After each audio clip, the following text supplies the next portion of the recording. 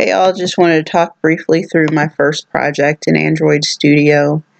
With that, obviously the first thing I did was I sketched out my design, and with that I wanted something that had a palm tree and a sunset or sunrise with water and two image views, and I actually selected, or I sketched 6 different text views to begin with because I wasn't sure if the lines would actually wrap down to a new line. So I actually sketched it as wishing you were here, right, as a text view, and then about now question mark as a separate text view.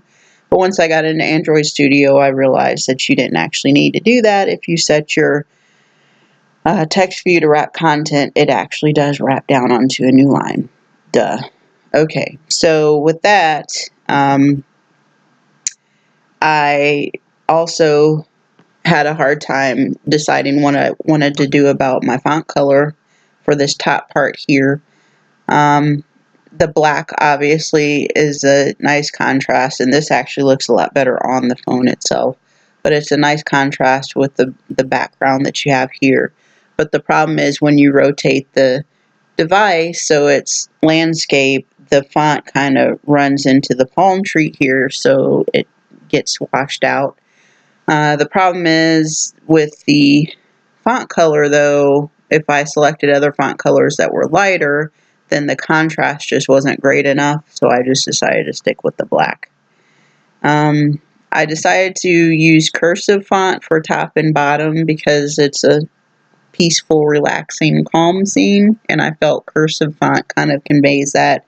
And then here the middle section where I said me too with the laughing emoji, I selected the sans serif condensed because I was trying to be more humorous here, and I felt that that font conveyed humor a little more.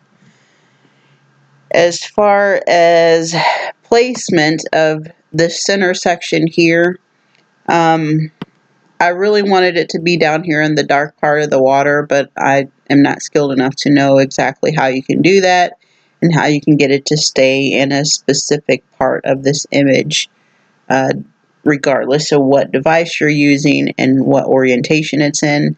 So I actually just decided to use the center vertical attribute and then add a little padding on top. And with that, with the Nexus 5 phone at least, it actually does keep it pretty much here on the horizon, which was okay for me.